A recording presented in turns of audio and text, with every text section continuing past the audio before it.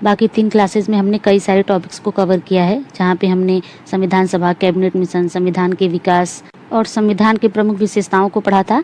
आज की क्लास में हम पढ़ेंगे संविधान के स्रोत, सोर्स ऑफ इंडियन कॉन्स्टिट्यूशन। तो चलिए हम क्लास को शुरू करते हैं।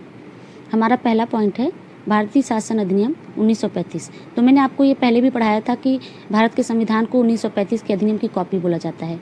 तो क्या कारण है जो इसे 1935 के अधिनियम की कॉपी बोला जाता है, चलिए हम जान लेते हैं। जो न्यायपालिका का प्रावधान है, जो आपात उपबंध है, यूपीएससी हो गया, इसके अलावा हम देखते हैं जो राज्य सूची और संघ सूची हो गया ये, और राज्यपाल का जो सिस्टम हो गया, ये सब चीज़ें हमने 1935 के अधिनियम से ही संविधान में अडॉप्ट कर लिया था, जो कि भारतीय संविधान का स्रोत बना।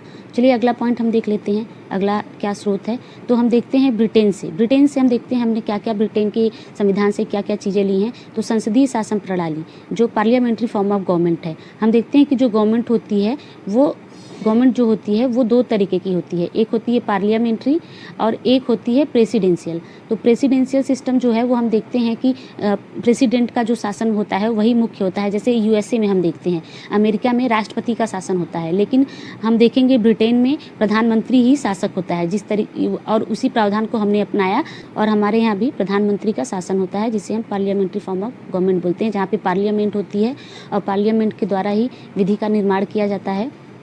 उसके बाद देखते हैं विधि का शासन।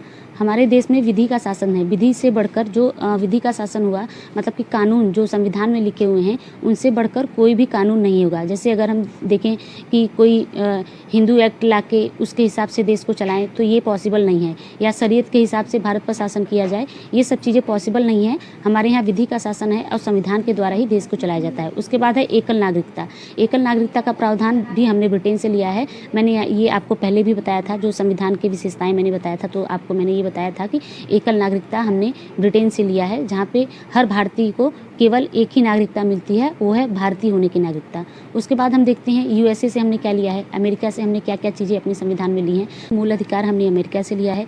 न्यायपालिका की स्वतंत्रता, जो इंडिपेंडेंट जुडिशियरी है। उसके बाद हम देखते हैं राष्ट्रपति का महाभियोग, इम्पीचमेंट ऑफ प्रेसिडेंट, कि किस तरीके से राष्ट्रपति को हटाया जा सकता है, ये प्रावधान भी हमने अमेरिका के संविधान से लिया है। आगे देखते हैं हम आयरलैंड से बहुत ही ज़्यादा क्वेश्चन पूछे जाते हैं, तो चलिए हम देख लेते हैं आयरलैंड के संविधान से हमने कौन कौन से प्रावधान को अपने संविधान में जोड़ा है। तो ये है DPSP, directive principle of state policy, जिसे हम बोलते हैं राज्य के नीति निर्देशक तत्व, ये हमने आयरलैंड से लिया है। अगला है राज्यसभा के सदस्यों का मनोनयन। राज्यसभा में हमें पता है कि 12 सदस्यों को राष्ट्रपति द्वारा मनोनीत किया जाता है, तो ये सिस्टम जो है वो हमने आयरलैंड के संविधान से लिया है। फिर है राष्ट्रपति का निर्वाचन। हमने ये देखा कि जो राष्ट्रपति के महाभियोग की प्रक्रिया है वो तो हमने अमेरिका से ली है, लेकिन राष्ट्रपति का जो चयन की प्रक्रिया है, जो निर्वाचन की पद्धति है, वो हमने आयरलैंड से लिया है। उसके बाद है अगला देश है कनाडा। तो कनाडा से एक ही क्वेश्चन सबसे ज़्यादा पूछा जाता है, वो है संघीय शासन। हम ये देखते हैं कि भारत जो हमारा है वो एक संघ है और उसके कई सारे राज्य हैं। और इसके अलावा एक क्वेश्चन और पूछा जाता है अवशिष्ट शक्तियाँ, रेसिडुअल पावर, ये भी हमने कनाडा से लिया है। रेसिडुअल पावर्स वो पावर होती हैं जैसे कि जो हमारे संविधान की 7वीं अनुसूची में दी गई हैं 7 सूचियाँ, जो संघ सूची है जिस पर कानून बनाने का अधिकार संघ का है, राज्य सूची है जिस पर कानून बनाने का अधिकार राज्य का है, और समवर्ती सूची है जिस पर संघ और राज्य दोनों ही कानून बना सकते हैं। उसके अलावा ऐसे कोई भी टॉपिक जो कि इन तीनों सूचियों में नहीं लिखे गए हैं, ऐसे टॉपिक्स पर कानून बनाने की शक्तियों को अवशिष्ट शक्तियाँ बोला है, और जो कि केंद्र सरकार द्वारा, ये केंद्र सरकार के हाथों में होती है। उसके बाद हम देखते हैं जर्मनी से ये क्वेश्चन ही पूछा जाता है और बहुत बार पूछा जाता है कि जो आपातकाल के दौरान फंडामेंटल राइट्स जो होते हैं, मूल अधिकार जो होते हैं, उसका सस्पेंशन हो जाता है, उसे सस्पेंड कर दिया जाता है, उसका उल्लंघन कर दिया जाता है। ये प्रावधान हमने जर्मनी से लिया है। अगला हम देखते हैं ऑस्ट्रेलिया, ये समवर्ती सूची। अभी मैंने आपको बताया कि जो हमारी 7वीं अनुसूची है, मैंने आपको बताया था कि 12 अनुसूचियाँ इस वक्त हमारे संविधान में हैं, जिसमें जो 7वीं अनुसूची है उसमें 3 सूचियों की बातें कही गई हैं। वो 3 सूचियाँ हैं संघ सूची, राज्य सूची और समवर्ती सूची। तो संघ सूची और राज्य सूची जो है वो हमने भारत शासन अधिनियम 1935 से लिया था, लेकिन जो समवर्ती सूची है जिसमें लिखे गए टॉपिक्स पर जो कानून बनाने का अधिकार है वो केंद्र और राज्य दोनों को है। तो ये प्रावधान हमने ऑस्ट्रेलिया से लिया है। उसके बाद दोनों सदनों की संयुक्त बैठक, ये हम देखते हैं कि जब संसद में कोई भी बिल पास नहीं हो पाता, जब राज्यसभा और लोकसभा दोनों में मतभेद हो जाते हैं, तो ऐसी कंडीशन में राष्ट्रपति द्वारा दोनों सदनों की संयुक्त बैठक बुलाई जाती है, जिसकी अध्यक्षता लोकसभा के स्पीकर करते हैं। बुलाई तो जाती है राष्ट्रपति के द्वारा, लेकिन उसकी अध्यक्षता जो होती है वो लोकसभा के स्पीकर करते हैं। तो ये जो बुलाने की, जो संयुक्त बैठक कराने की जो प्रक्रिया है, ये हमने ऑस्ट्रेलिया से लिया है। उसके बाद हम देखते हैं प्रस्तावना की भाषा। हमने प्रस्तावना जो है वो अमेरिका के संविधान से लिया है, लेकिन प्रस्तावना की जो भाषा है, उससे जो लिखने का तरीका है, वो हमने ऑस्ट्रेलिया से लिया है। अगला है USSR, जिसे अब रूस बोला जाता है।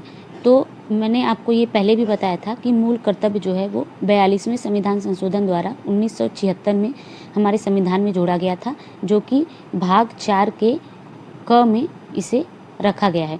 तो ये मूल कर्तव्य जो है, वर्तमान में हमें 11 प्रकार के मौलिक कर्तव्य प्राप्त हैं। इसके बाद हम देखते हैं फ्रांस से हमने क्या लिया है, तो गणतंत्रात्मक व्यवस्था हमने फ्रांस से ली है। इसके अलावा हमारी प्रस्तावना में जो स्वतंत्रता, समता और बंधुता शब्द है, ये हमने फ्रांस से लिया है। ये शब्द बहुत चर्चित हुआ था फ्रांस आंदोलन, जो फ्रेंच रिवॉल्यूशन था, वहाँ से। अगला देखते हैं हम। अगला देश है दक्षिण अफ्रीका।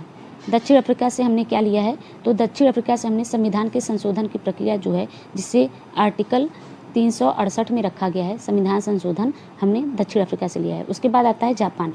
तो जापान से हमने विधि द्वारा स्थापित प्रक्रिया, जिसे हम बोलते हैं प्रोसीजर एस्टेब्लिश्ड बाय लॉ, ये जो प्रक्रिया है, ये हमने जापान से ली है। तो हमारी क्लास जो है वो यहाँ पर ख़त्म होती है। क्लास ख़त्म होने से पहले आपके लिए एक क्वेश्चन है, जिसका आंसर आप कमेंट बॉक्स में दीजिएगा। आपात उपबंध कहाँ से लिया गया है, इसका आंसर आप कमेंट बॉक्स में दीजिएगा और हमारी क्लास को ज़्यादा से ज़्यादा लोगों तक पहुँचाएँ। Thank you so much.